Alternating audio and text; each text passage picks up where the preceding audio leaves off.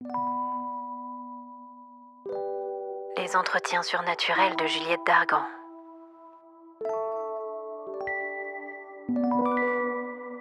Bonjour mes amis, ça fait bien longtemps qu'on ne s'est retrouvés pour un entretien surnaturel. Aujourd'hui, j'ai le plaisir de recevoir Cypriane Ligère. Créatrice de fiction sonore, autrice, productrice, Cypriane marche à pas feutrés dans son monde où le réel s'effiloche. Dans le halo du Thanatoscope, son anthologie de fiction sonore, elle explore l'humanité face à sa fin, sous toutes ses facettes. Chez elle, la mort n'est ni destination ni grand spectacle, c'est un passage, un renversement de lumière, une chambre d'écho où nos peurs se tiennent droites et se reflètent à l'infini. On croit tenir un fil sécurisant quand surgit une note décalée, un frottement grinçant, ce minuscule presque rien qui fissure nos certitudes et fait entrer le merveilleux par la porte dérobée. Cypriane ne rassure pas, elle console autrement. Ses histoires ne hurlent jamais, elles veillent. Elle révèle ce qui persiste après la fin, ce qui remue dans les bordures. Elle écrit pour les vivants qui écoutent et pour les disparus qui n'ont pas tout à fait quitté la pièce. On était faites pour se rencontrer, non ? Bonjour Cypriane, tu vas bien ? Ça va et toi Juliette ? Merci beaucoup de m'avoir invitée chez toi. Écoute, je suis ravie. Voilà, tu as le salon du manoir autour de toi, il fait un peu frisquet. Écoute, c'est charmant, le feu dans la cheminée me réchauffe, c'est parfait. Déjà, merci d'avoir accepté mon invitation. Alors, si tu devais faire écouter Thanatoscope à quelqu'un qui n'a jamais entendu de fiction sonore, tu choisirais quel extrait et pourquoi ? Je pense que je choisirais le début de Gravité inversée. La fin de la scène initiale, quand la fin du monde est arrivée. Je suis la dernière survivante de l'humanité. J'en suis maintenant certaine, ou presque. J'ai passé plus de 10 jours à chercher des survivants sur Terre. J'ai parcouru toutes les ondes radio possibles, espionné chaque centimètre carré à l'aide de mon télescope. Pour plusieurs raisons. D'abord parce que cet univers de science-fiction, de discussion entre la Terre et le vaisseau spatial, c'est un imaginaire que beaucoup de gens partagent à travers les films, donc à travers des films, à travers la culture populaire. Donc je pense que c'est facile à imaginer et c'est facile de se repérer là-dedans. Mais aussi parce que ça permet en fait de réaliser le potentiel de la fiction sonore, du médium, parce qu'arrive un moment où Wilhelmina, elle est toute seule, on n'a plus qu'un seul personnage, on peut avoir des effets minimes, et ça permet malgré tout de développer une histoire forte. 1er février 2042. Ici Wilhelmina Hartwig à bord du tout premier et dernier vaisseau spatial terrien, le VST. Et en plus de tout ça, il y a une grosse culture dans de la fiction sonore que j'apprécie, il y a une grosse culture de l'aspect found footage, que ce soit une fausse radio, un faux podcast, des enregistrements trouvés, ou en tout cas quand l'histoire est justifiée. Et comme c'est quelque chose que j'apprécie beaucoup dans la fiction sonore, c'est aussi important pour moi de montrer cet aspect-là et ce potentiel-là. Et c'est quelque chose que j'aime beaucoup dans la fiction sonore, que je défendrai toujours, c'est faire beaucoup avec peu. Oui, tout à fait. Oui. C'est un média qui est très riche, mais paradoxalement, avec le peu de moyens, ou très peu, tu arrives à faire énormément de choses et à induire beaucoup de choses avec peu. Et qu'est-ce qui t'a fait comprendre que tu voulais raconter par l'oreille plutôt que par l'image ? Parce que ça, c'est vrai que c'est une démarche qui est quand même assez particulière chez les créateurs de fiction sonore. D'où vient ce parti pris ? Bon, déjà, il faut savoir que j'aime bien aussi raconter par les images. J'ai fait une école de cinéma. Mais c'est vrai que la fiction sonore, c'est une histoire d'amour. D'abord, quand j'étais petite, j'étais une très grande lectrice. En fait, depuis que je sais lire, je lis énormément. Je m'imagine aussi énormément les scènes. Et j'ai retrouvé ça avec les fictions sonores. Alors bon, j'ai appris que je ne pouvais en réalité pas former d'images dans ma tête comme d'autres personnes, mais je retrouve ça malgré tout, mais je me l'imagine quand même beaucoup. Et en fait, la fiction sonore et moi, bon, j'avais écouté le Donjon d'Albuck quand j'étais jeune, mais ce serait mentir de dire que c'est ça qui m'a donné envie d'en faire. En fait, j'ai redécouvert la fiction sonore quand j'étais au lycée, en première ou en terminale, à travers la fiction sonore anglophone, et notamment Welcome to Night Vale. En fait, ce qui m'a énormément marqué dans ce médium-là, c'est en fait les thèmes et les créateurs. C'est-à-dire que la fiction sonore anglophone, elle est très queer. Il y a beaucoup de personnages féminins, protagonistes ou très forts. Et il y a beaucoup d'anticapitalisme et ça me parle énormément. Et quand je regarde Welcome to Night Vale, qui est en fait la fiction sonore anglophone qui a lancé ce mouvement et cette popularité de la fiction sonore anglophone indépendante, le personnage principal, c'est un homme juif homosexuel qui parle dès le premier épisode du crush qu'il a sur un autre homme. Il y a des thèmes très antitrust et très anticapitalistes, et en plus c'est beaucoup de l'horreur soft, et en fait ça permet à n'importe qui de se l'approprier et de créer des récits à son image. Alors effectivement, dans Thanatoscope, on le retrouve pas forcément énormément, même si on l'a fait un petit peu dans le processus de casting, c'est cet aspect d'inclusion. Ça a commencé par des cauchemars. Ma voix a changé, mon corps aussi. J'étais tantôt grand, obèse, minuscule, musclé, une femme fière, un homme au menton fuyant. Mes cheveux prenaient des teintes plus ou moins saturées, du blanc total au noir le plus sombre. Mais c'est sûr que ça viendra dans mes œuvres à venir, et c'est vraiment un médium qui me permet en fait, c'est moins présent dans le milieu francophone, mais c'est vraiment quelque chose que j'ai envie de développer et d'encourager les gens. J'ai envie de créer des choses à mon image, selon mes valeurs, et j'ai envie d'encourager aussi les gens à les faire. Donc c'est pour ça aussi énormément...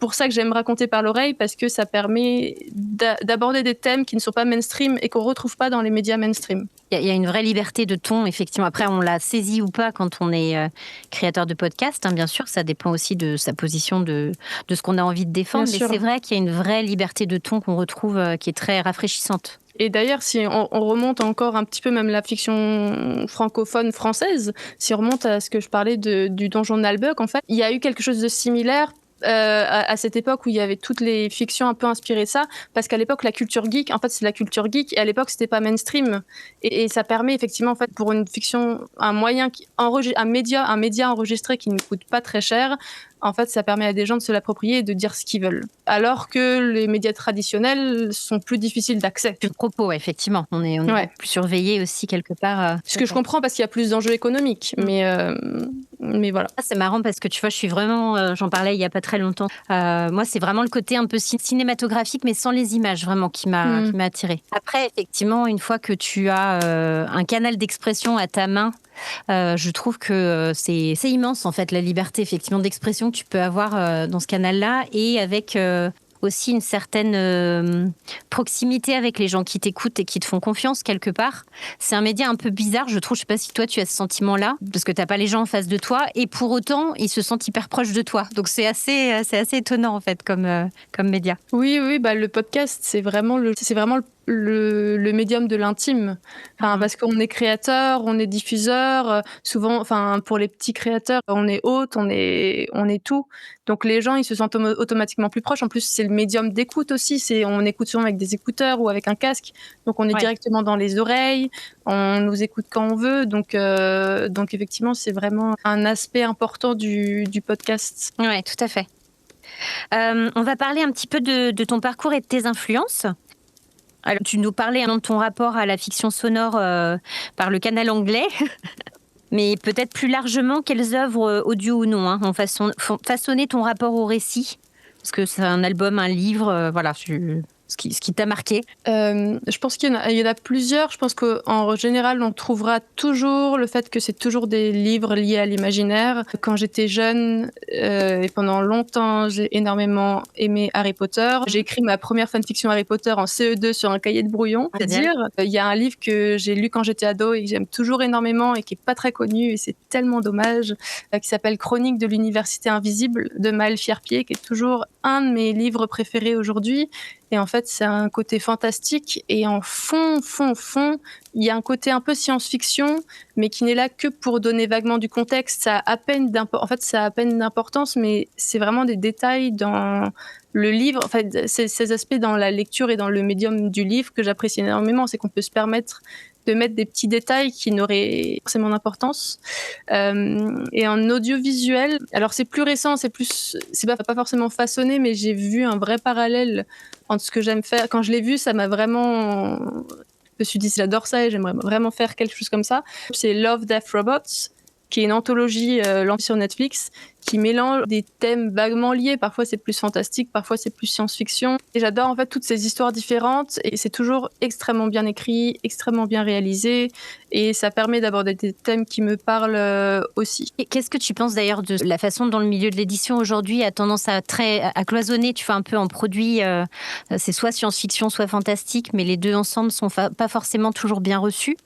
Est-ce que ça enlève pas un peu une part de liberté aussi à l'auteur ou parce que ça te semble légitime ou... Je trouve que c'est toujours dommage d'enfermer dans une case. Dans tous les cas, malheureusement, je peux comprendre les enjeux économiques qu'une société d'édition puisse avoir, mais effectivement, moi, je me retrouve jamais, je suis jamais fan entièrement, enfin, je suis pas fan de science-fiction entièrement. Je suis pas fan de fantasy entière. Je suis très urban fantasy, etc. C'est très difficile à trouver, donc je ne peux qu'être d'accord pour dire que c'est extrêmement dommage, mais toujours enfermer les gens et les obligations dans des cases, ça limite à la fois les contraintes permettent de développer l'imagination.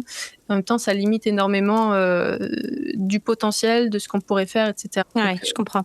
Est-ce que tu peux nous parler un peu plus du Thanatoscope, du coup, le moment charnière quand le Thanatoscope est devenu une évidence plutôt qu'une idée, et puis peut-être aussi nous raconter tout simplement la genèse du projet et nous parler du Thanatoscope lui-même? En fait, à l'origine, Thanatoscope, c'était un projet étudiant, enfin pas avec l'école, mais en tout cas quand j'étais en école. Donc je crois que j'ai mentionné un peu avant que j'ai été en école de cinéma, et mon école de cinéma avait un studio son.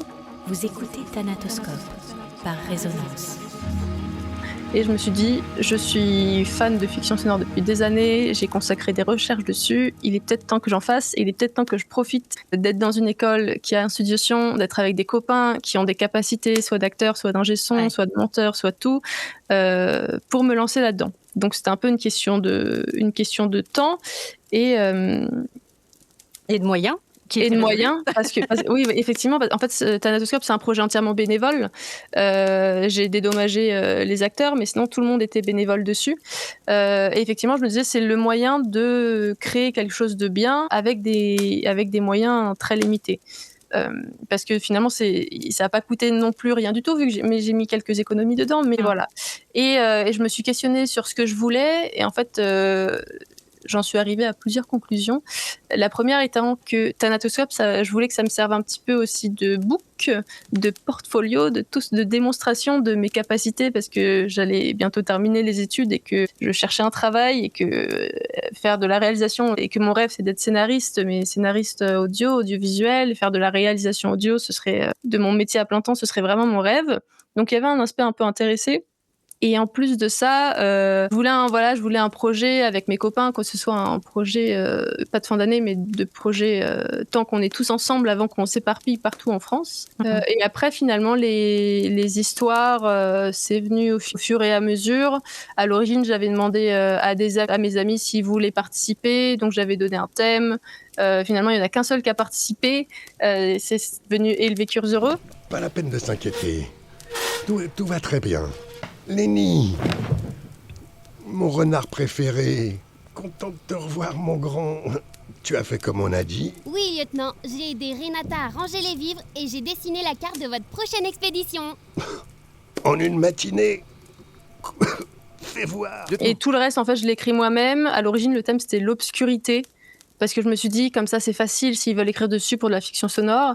Non, pas grand monde n'a participé. Et finalement, au fur et à mesure de mes histoires, j'ai réalisé qu'il y avait un thème qui se distinguait énormément, qui était plus ou moins la fin de l'humanité et la fin du monde. Mais on pourra en parler après. Mais je me suis dit que, ok, on va pousser là, on va changer le thème vers la fin du monde, on va diminuer drastiquement le nombre d'histoires. À l'origine, je voulais en faire 15. Je me suis dit que c'était un peu beaucoup pour du temps limité. Donc j'en suis arrivée là. J'ai écrit au fur et à mesure. J'ai beaucoup écrit en cours mes histoires. J'avais beaucoup de mal à me concentrer en cours et il faut toujours que je fasse quelque chose à côté. C'est vraiment des histoires qui sont nées comme ça. J'ai dû faire une sélection. J'en ai pas retenu certaines. J'en ai conservé d'autres. Et voilà, et après on s'est lancé, j'ai essayé de voir avec mes amis qui voulaient participer à quoi. Donc j'ai un ami qui a fait les castings avec moi, j'ai un ami qui a fait le montage, voilà. Ouais, donc un vrai beau projet collectif et aussi témoignage d'une époque dans laquelle tu étais et d'un temps de ta vie important, quoi. Donc c'est ça. Hyper émotionnel aussi en même temps. C'est vraiment, effectivement, c'est le travail avec beaucoup d'amis et c'est un projet important, c'est un projet qui était important pour moi à faire Et que dans quelques années, je m'en souviendrai, je reviendrai sur cette période et je me dirai quand même, c'était chouette de faire ça avec tous les copains. Et du coup, avec celle que tu as écrite en cours, que tu n'as pas sélectionnée, est-ce que tu n'as pas de quoi faire Thanatoscope 2, 10 ans après ou... Possiblement, il y a une histoire qu'on avait prévu de raconter en 2 épisodes, genre en 2 épisodes, un avant, un après, que finalement je développerais bien en série. Sur une saison ou 2, parce que je me dis que ça mérite quand même d'être un petit peu développé. Et toujours, enfin, dans tous les cas, toutes les histoires que j'ai depuis que je vais être auteur, depuis que je sais lire.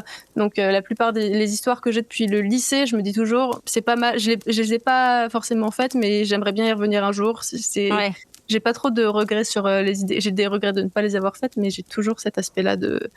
Un jour, peut-être que j'y retournerai quand j'aurai les moyens, quand j'aurai les capacités aussi, parce que mine de rien, il y a des histoires qui sont plus faciles à raconter que d'autres, et je sais qu'on n'est pas forcément toujours mature pour le faire. Oui, c'est vrai que c'est intéressant ce point de vue-là, parce que peut-être que le moment doit venir pour chaque histoire au moment où ça doit l'être, et que peut-être l'expérience que tu vis toi aussi va venir les enrichir de choses que tu n'aurais pas pu mettre dedans à un âge plus jeune. Oui, exactement. Ok. Bon, je te propose de rester dans ce thème d'atelier de création, studio, on t'imagine, avec plein de matériel autour. Le son a mis plus de temps le à monteur à disparaître. côté. Il y a des choses auxquelles on s'accroche. La musique. Les mains dans le cambouis.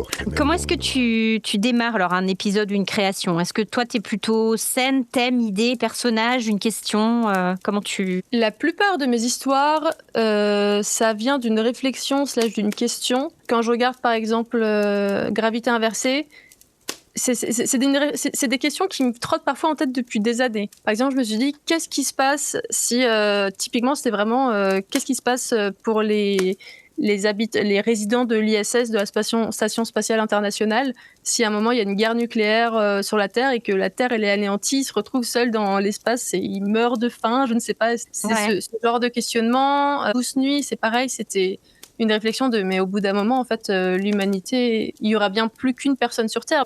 Autour de nous, Sans que l'on s'en aperçoive. Les humains disparaissaient. un jour, il n'en resterait plus un. Et alors, plus personne ne contemplerait les étoiles. Et sans personne pour l'observer, L'univers plongerait à son tour dans l'obscurité.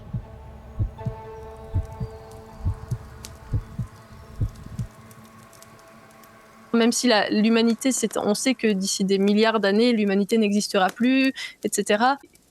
Comment ce sera vécu, comment ça arrivera, et voilà. Et aussi, pour Douce Nuit, j'aimais bien l'idée que la fin du monde soit pas aussi inquiétante que ce qu'on pourrait s'imaginer. Donc c'est souvent plus des réflexions effectivement comme ça. Parfois, oui, et si, c'est exactement ça. Voilà. Je vois bien. Et du coup, comment est-ce que dans ton récit et dans ta façon de travailler, comment est-ce que tu doses la suggestion, l'ellipse, pour laisser de la place à l'imaginaire de l'auditeur ? Est-ce que tu es du genre à tout dire ou laisser entendre en douceur, en subtilité ? C'est un équilibre difficile à trouver, mais je pense que le plus important, c'est de faire confiance à l'auditeur. L'auditeur n'est pas bête, l'auditeur a un imaginaire, il a une capacité à comprendre, il a une capacité à imaginer. Et je trouve que ce qui est dingue, c'est qu'on peut reconstituer finalement avec pas grand-chose. Le plus intéressant, c'est le vide, c'est ce qu'il y a dans le vide, parce que ça reflète un petit peu l'identité de la personne. Son interprétation va refléter son passé, son parcours, son identité. Donc effectivement, moi, je vais plus être team ne pas trop en dire suffisamment, établir suffisamment le contexte pour qu'au moment où on veuille que l'imagination prenne le relais, on puisse en fait couper dans les dialogues et laisser faire l'imaginaire, laisser faire la chose. Pour donner un exemple, à chaque fois, je vais renvoyer à Thanatoscope, mais on va dire que c'est le sujet. Mais c'est très bien. Quand j'ai fait écouter Relaxation en forêt à différents amis,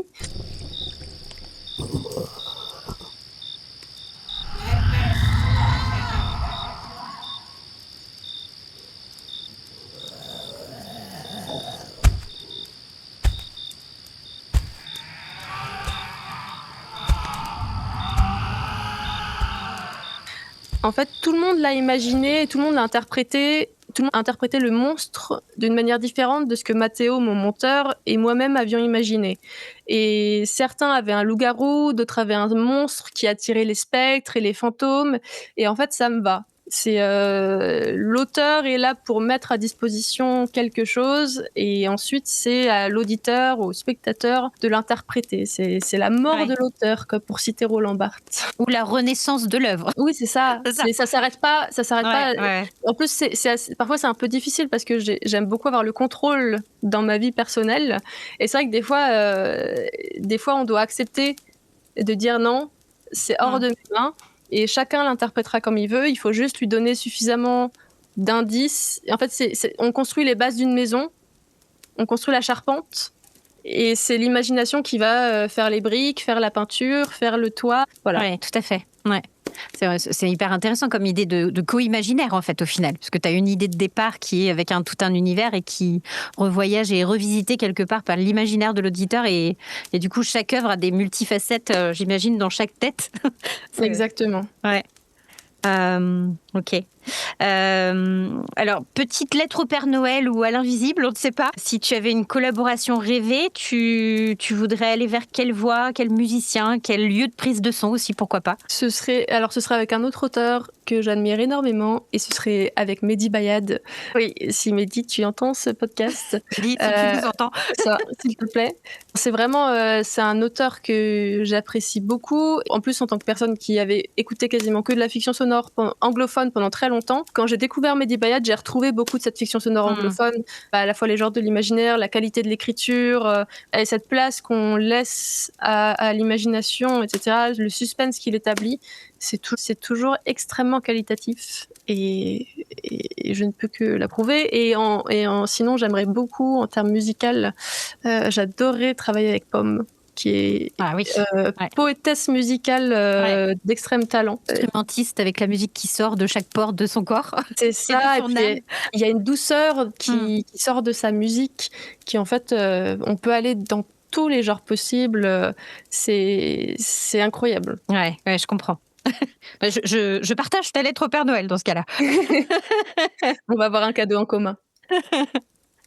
On va parler de voix, de jeu, de sound design. Par rapport à la voix des acteurs, des comédiens, comment tu abordes tout ce qui est grain de voix, distance, respiration, peut-être personnalité aussi des comédiens par rapport à tes histoires? C'est un peu... J'ai pas une réponse toute prête, toute faite, évidente. C'est-à-dire que ça se fait beaucoup sur la situation. À nouveau, pareil... Au feeling, voilà, exactement, au feeling. Quand c'est le jeu de l'acteur, alors j'ai parfois des idées de base et dans la direction d'acteur, je vais les lui indiquer. J'ai aussi beaucoup travaillé ça avec Axel qui a joué Roméo, mais qui a fait aussi la direction d'acteur parfois pour me faciliter un peu la tâche. On a beaucoup de discussions sur la personnalité à laquelle on s'attend, mais parfois aussi le comédien, il va faire des propositions qui vont correspondre, qui vont aller au-delà de ce qu'on s'imagine, et c'est vraiment super. La distance, les temps de pause, etc., ça se fait beaucoup au montage, et parfois, en fait, on va avoir imaginé quelque chose en amont, et au montage, on va dire non, là, il faut réduire un petit peu, il faut agrandir, sachant que même si on a des volontés naturalistes, il faut pas toujours être réaliste. C'est-à-dire qu'en fait, il y a parfois le médium et le rythme narratif qui va nous imposer de faire plus court ou plus long que ce qu'on ferait dans la vraie vie. Et de toute façon, le but de la fiction, ce n'est pas de faire exactement la vraie vie, c'est ça.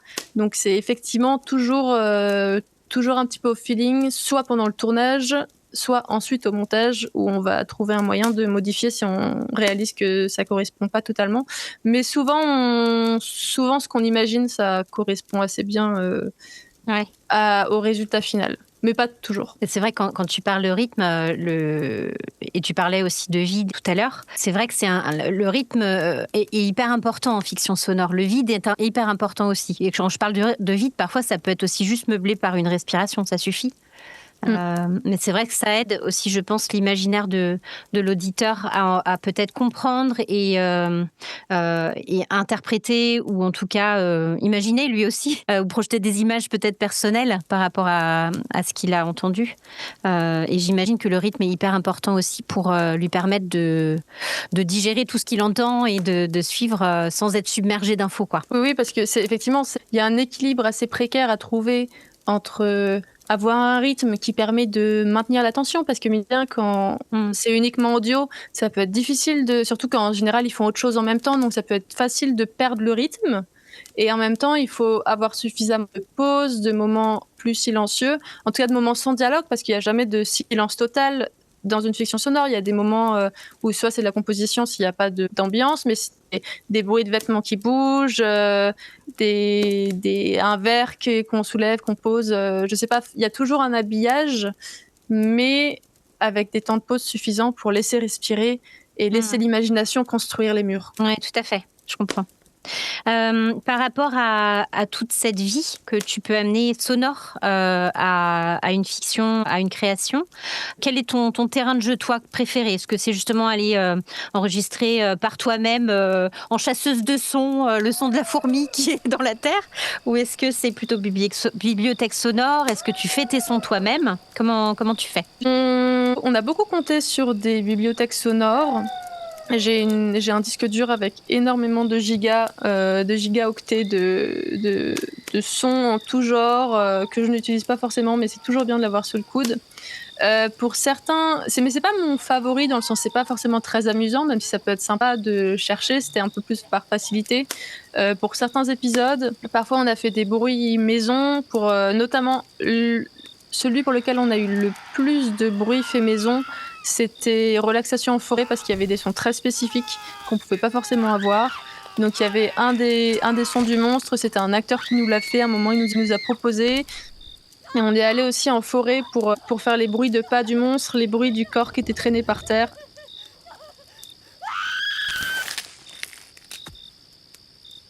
C'est un énorme spoiler pour les gens qui n'ont pas écouté Relaxation en forêt. Surtout que c'est vraiment l'épisode où je m'amuse à tromper les gens sur la nature de l'épisode. Donc, j'espère que vous aurez écouté Thanatoscope et cet épisode en particulier. Donc voilà, mais c'est vrai que je le fais peu, mais j'aimerais le faire davantage à l'avenir parce que c'est extrêmement amusant d'aller directement sur le terrain et de réfléchir, ok, à partir de ce qu'on a, comment on reproduit ce son ? Parce qu'en soi, par exemple dans Relaxation en forêt, ce qui était compliqué à faire, c'est par exemple des bruits les bruits de pas du monstre dans la forêt. En l'occurrence, on n'a pas de monstre sous la main, donc on se dit ok, comment on va faire ? On trouve une pierre, on la lâche dans les feuilles mortes, et puis on le fait plusieurs fois pour avoir différentes façons de le faire, voilà. Et même ça, finalement, ça a été ce bruit-là de pierre qui tombe dans les feuilles mortes, on l'a réutilisé plus tard dans un autre épisode, dans Le Canard Prophète. Vous faites du homestaging de son, en fait. C'est ça. Non, mais je comprends. C'est ça. Mais c'est très amusant. C'est pour ça que j'aimerais bien le faire un peu plus les prochaines fois, pour les futures fictions. Alors moi, c'est très drôle parce que j'ai croisé un vrai chasseur de son. En fait, il était dans une Fiat Uno toute petite, à essayer d'enregistrer le son de la pluie sur la voiture avec tout son équipement. Il était hyper serré. Ah, trop bien. Tu vois, les chasseurs de son, ils sont complètement passionnés, en fait. Ouais. Il y en a un d'ailleurs, petit aparté, sur Instagram, je sais pas si tu as vu, qui est chasseur de son pour le coup, et il se met toujours dans des situations, là il est en train d'enregistrer le bruit de la mousse avec de l'eau et des cailloux qui passent à travers. Il me fascine en fait. Mais je pense que ça demande une patience que je ne possède pas forcément, et donc je ne sais pas si je pourrais faire ça à temps plein. Surtout de capter l'ambiance générale, ce serait peut-être un peu compliqué pour moi, mais effectivement c'est très amusant et j'aimerais bien le faire un peu plus à l'avenir. Je pense que c'est un coup du micro détail qui est assez impressionnant. Selon toi, qu'est-ce que la fiction audio peut nous dire de la mort ? Tu vois, cette image qu'on échoue souvent à saisir ou qui est peut-être un petit peu véhiculée de la même façon dans l'audiovisuel, est-ce que quelque part, elle permet une liberté de ton ? Ça permet une liberté de ton quand on va dans l'humour, je pense, parce que c'est plus léger. Et en même temps, la mort, c'est ce qu'on ne comprend pas. C'est en audiovisuel, à l'écran, ça peut rapidement être cru, ça peut rapidement être gore, ou alors exagéré, ou alors pas assez. Alors que quand on est dans la fiction audio, on est dans la suggestion toujours, sauf si on dit telle personne est morte, mais dans ce cas c'est peut-être moins intéressant. On est dans la suggestion et donc à nouveau c'est ce travail d'imagination et en même temps on peut pas l'attraper. Et la mort c'est quelque chose qu'on ne peut pas attraper, c'est quelque chose qu'on ne peut pas comprendre et donc peut-être que sur cet aspect-là c'est plus intéressant de la représenter à l'audio ou à la lecture plutôt qu'à l'écran. Voilà, c'est moins... On a moins de... comment dire, on peut choisir de la faire plus ou moins graphique. On peut, à l'audio, une mort gore, c'est dur. C'est compliqué. Je me suis déjà arrêtée plusieurs fois. J'écoutais des fictions sonores d'horreur où il y avait une mort, il y avait de la torture, etc. Et je me suis arrêtée de dégoût. J'ai frissonné d'horreur parce que c'est à la fois plus puissant. En fait, c'est à la fois plus puissant et plus atténué qu'une mort à l'écran. Ça stimule peut-être pas nos cerveaux de la même façon aussi. Peut-être que ça nous déroute par rapport à ce qu'on a l'habitude d'entendre. Exactement, ça nous déroute. C'est mystérieux, la mort. Pour répondre à ta question, c'est mystérieux. Et je pense que l'audio a cet aspect-là. Comme je l'avais dit avant, on laisse toujours libre à l'imagination de l'auditeur dans la fiction sonore. Et je pense que c'est particulièrement pertinent pour la mort, qui est le mystère total, le mystère complet, le mystère qui occupe l'esprit de l'être humain depuis des millénaires. Et donc en fait la mort c'est très personnel et je pense que c'est très intime, le rapport à la mort c'est très intime et donc la fiction audio permet de représenter ça. De par son côté intime elle-même. Exact. Pardon, c'était une réponse un petit peu non, mais tous les sens, mais c'est une question complexe. Tout à fait, complètement. Après, moi, j'aime aussi le côté organique que tu peux avoir dans le son, dans la fiction audio et voilà, qui te donne un son qui est compréhensible, mais en même temps qui emmène un imaginaire beaucoup plus loin de par la nature du son, en fait. Tu vois, Roman Facerias Lacoste, dans Hôtel Gorgias, me parlait beaucoup de ça, du côté très organique du son, qui sert aussi un vrai imaginaire, qui plonge l'auditeur complètement par autre chose et par d'autres sens, ce qui est complètement perturbant, mais très, très rafraîchissant au niveau de l'expérience, en tout cas, et très immersif. Absolument. Ok. Et du coup, Thanatoscope, tu le situerais comme chronique sensible ou conte moderne, rituel, comment tu le définirais ? Je laisse à chacun la liberté de l'interpréter comme il veut. Je le vois un petit peu comme une analogie. Comme je te l'avais dit, moi, mes histoires, c'est souvent « et si ». Et moi, c'est souvent « et si l'humanité était mise dans une situation, comment elle réagirait ?» Et c'est aussi un moyen pour moi, en plus d'évacuer mes anxiétés concernant l'humanité et le futur de l'humanité. Donc je pense que si on s'en tient à ça, on serait entre un conte et une fable, dans ce côté que la fable a des morales, a une morale à la fin de l'histoire. Moi, souvent, ma morale, c'est l'être humain est une ordure, mais il y a du potentiel mais il y a quand même des aspects positifs à l'humanité. Je pense que voilà, je pense que c'est peut-être un mélange de tout ça. On est dans un rituel pour moi personnellement parce que ça me permet d'évacuer ma peur, mon stress, mon anxiété. On est dans un conte moderne parce que ça permet de raconter une partie de l'humanité, ou en tout cas une partie de ma vision de l'humanité, en même temps c'est trop gros donc on peut pas tout saisir, mais voilà, je pense qu'il y a effectivement un côté fable / conte dans Thanatoscope, mais à chaque fois c'est à chacun de l'interpréter et de le saisir comme il veut. Ouais, tout à fait. Du coup, tu me donnes une passerelle pour ma question d'après, parce que tu nous parlais effectivement un petit peu de l'origine, la genèse de Thanatoscope dans tes études, voilà, projet de concrétisation, on va dire globale et communautaire presque de tes études, plutôt sur l'obscurité au départ, mais qui est allée vers la fin de l'humanité, peut-être aussi par rapport à ton style d'écriture ou ce qui t'intéresse globalement, mais pourquoi justement ce territoire, la mort, l'invisible passage ? Est-ce qu'il y a quelque chose peut-être dans ton expérience qui t'y intéresse particulièrement ? Je pense que ce n'est pas la mort au niveau individuel ou l'invisible au niveau individuel, outre l'invisible de ma passion pour les genres de l'imaginaire, mais je pense que ce thème qui vient là, justement, c'est un reflet de mon anxiété, notamment de mon éco-anxiété, de mon stress par rapport à l'écologie et de la catastrophe que le changement climatique va nous apporter. Et voilà, c'est plus au niveau général, c'est-à-dire enfin au niveau de l'humanité, peu de morts individuelles, si ce n'est relaxation en forêt. Qui finalement, c'est pour ça que c'est un hors-série, parce que ça concerne pas la fin de l'humanité en soi. Et ça m'amusait juste de le faire et voir si je pouvais le faire, même quand je regarde j'ai oublié le nom de ma propre histoire, dans des ressources aussi humaines, finalement, c'est la mort d'une personne, mais c'est aussi un reflet de la société. C'est plus un reflet de la société en général. Et moi, ce qui m'intéressait plus, effectivement, c'était la mort de l'humanité, à la fois de la somme des êtres humains, mais aussi du sentiment de l'humanité. C'est-à-dire qu'on dit quelqu'un, il est très humain, c'est quelqu'un de très gentil, de très doux, de bienveillant, etc. Et moi, c'était plus cette mort-là et cette observation de l'humanité qui m'intéressait plutôt que la mort individuelle. Oui, je vois. Ok. Est-ce que tu as un symbole récurrent dans ton travail ? Alors, ça peut être un objet, un motif, un lieu, et que toi-même tu aurais vu ou volontairement glissé. Et qu'est-ce que ça raconte, ce symbole récurrent ?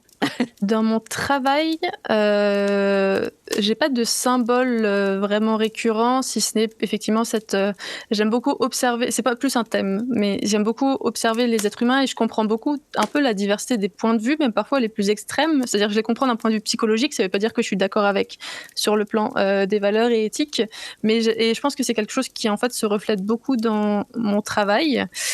Sinon, un symbole plus visuel, c'est ce qu'on verra dans le logo de Thanatoscope, j'aime beaucoup les yeux. J'ai plusieurs tatouages d'œil sur mon corps. C'est le logo de Résonance Podcast, c'est le logo de Thanatoscope du cover. Et je ne saurais pas exactement expliquer l'origine de ma passion pour les yeux, si ce n'est que j'aime beaucoup regarder les yeux des gens, voir la gentillesse. Enfin, je trouve que les yeux, c'est là où se reflète énormément la gentillesse des gens. Et malgré mon cynisme sur l'humanité, je suis une personne très positive et j'aime beaucoup les gens et j'aime beaucoup regarder les gens et discuter avec eux. Et je trouve que vraiment les yeux, c'est cette passerelle vers l'autre et enfin qu'ils te regardent avec gentillesse, qu'ils regardent trop de part. C'est vraiment, j'aime beaucoup ça.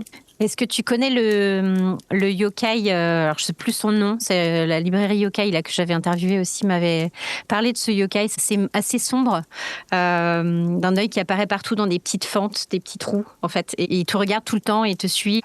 Ça m'avait fait assez peur quand j'avais entendu. Ouais, ça a l'air terrifiant, en même temps passionnant. En fait, ça me fait penser à un monstre pour une des histoires que je voulais écrire, qui était un monstre où il y avait des yeux qui apparaissaient partout, un peu Lovecraftien, un peu ça. Horreur cosmique, etc.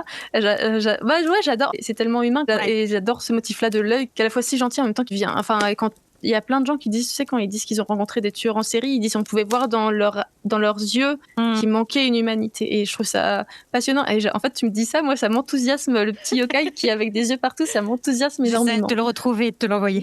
Avec plaisir. Ce sera ton nouveau petit ami qui va te suivre partout. Peut-être pas, il n'est pas forcé de me suivre partout. Mais... Alors, c'est le moment de mon rituel à moi. Donc moi j'ai un cabinet de curiosité dans le coin du manoir là-bas. Dans lequel j'ai des très très beaux objets que je trouve ou qu'on me ramène, et chaque invité qui vient dans un entretien surnaturel m'en dépose un. Et donc du coup écoute, tu me fais l'honneur aujourd'hui de me déposer un nouvel objet. Donc c'est un de tes carnets, de tes nombreux carnets. Donc pour ça on se ressemble beaucoup. Je pense que il y a beaucoup d'auteurs aussi qui sont un peu comme nous. Est-ce que tu peux me parler de ces carnets, de ces objets et quelle histoire ça a pour toi? Écoute, effectivement, mon choix de te ramener ce petit carnet qui n'a pas un côté mystique comme les autres objets qu'on t'a ramenés. Mais c'est assez important dans mon côté créatif. C'est-à-dire j'ai des petits carnets, mais j'ai plein d'autres carnets chez moi, dont un que j'ai depuis plusieurs années et dans lesquels il y a toutes les histoires, tous les premiers jets pour Thanatoscope et pour plein d'autres histoires. C'est-à-dire que c'est assez important pour moi d'avoir constamment un petit carnet sur moi parce que j'ai toujours aussi une banane, enfin le sac, pas le fruit féculent. Et parce que ça vient de ma parano je vis à Paris, donc j'ai peur qu'on me vole, donc je porte une banane sur moi, voilà, dans lequel j'ai toujours mon portefeuille, mon téléphone, et quand je ne l'oublie pas mon carnet parce que ça m'arrive quand même malgré tout. Et dans mon carnet, il y a à la fois des débuts d'idées et que je pourrais noter sur mon téléphone, mais ça manque de charme. Pas pareil. Oui, c'est pas pareil. Et j'ai commencé à le faire quand j'essayais de ne plus être autant sur mon téléphone. Donc j'ai mon petit carnet, mais donc à la fois il y a ces idées-là, il y a des dessins pour quand je m'embête, il y a des listes de courses quand j'ai pas envie de les noter sur mon téléphone non plus. C'est vraiment une alternative à mon téléphone assez talentueux. Et donc voilà, et c'est en fait un petit carnet qui a un mélange de ma vie de tous les jours, de mes to-do list, et à la fois mes idées créatives pour que je ne les oublie pas, parce que j'ai une terrible mémoire et malheureusement ça va très souvent m'arriver de me dire j'ai une super idée et si je ne note pas je l'oublie. Donc c'est assez important pour moi de l'avoir constamment sur moi, et quand je suis au travail, quand je suis dans les transports en commun, j'ai une idée, parce que ça peut vraiment sortir de je vois quelqu'un faire un truc et je vais j'ai une super idée pour une histoire, et donc je le sors, je note et je sais qu'il est quelque part et je peux me mettre à penser à autre chose. Voilà, c'est mon alternative, c'est une des solutions que j'ai trouvées pour m'apaiser, me dire j'ai oublié quelque chose, ou il faut que je continue à penser quelque chose en boucle, sinon je vais l'oublier. Ouais, puis il y a quelque chose d'assez libérateur au fait de poser le crayon sur le papier plutôt. Mais ouais, je comprends ce réceptacle d'idées à n'importe quel moment. C'est vrai que on est souvent un peu déphasé par le moment où l'idée arrive.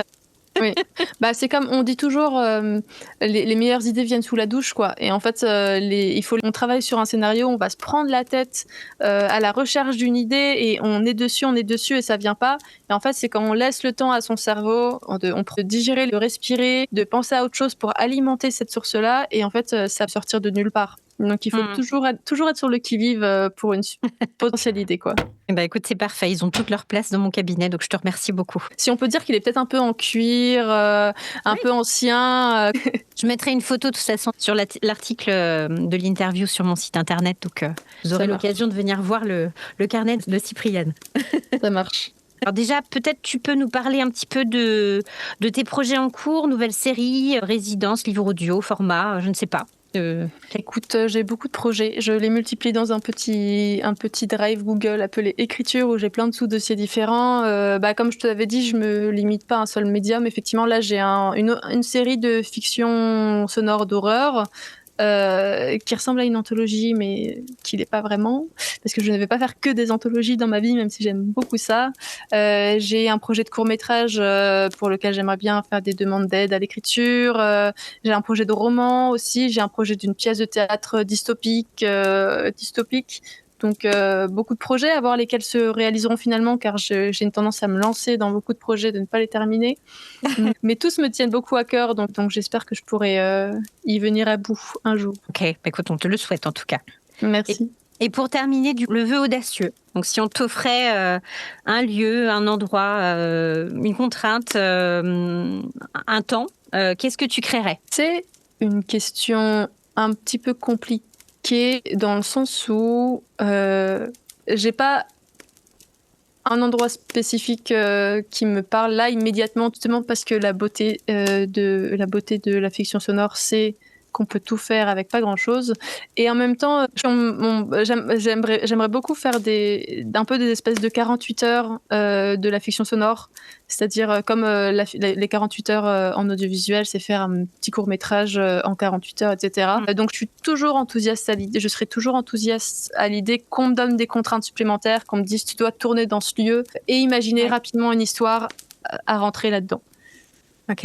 Si un jour j'aimerais bien effectivement créer ces 48 heures de la fiction audio, peut-être un jour. Ouais, carrément, super projet. Peut-être un futur projet, sur ton Google. Un petit carnet, c'est ça. Après, c'est un peu différent en termes d'organisation, mais toujours chouette. Non, mais ça peut être un super concept. C'est ça, un petit appel à des gens qui seraient intéressés pour faire ce type d'événement. Merci beaucoup. Merci à toi. Cette discussion hyper passionnante. Et j'étais ravie de te recevoir. Et écoute, je te souhaite le meilleur pour tous tes projets nombreux. Merci beaucoup. Et je te suivrai avec plaisir. Et puis, j'hésiterai pas non plus à mettre les liens vers tes projets et permettre à mes auditeurs de te suivre sur tout ce que tu vas nous sortir de merveilleux dans les temps prochains. Merci à toi. Merci.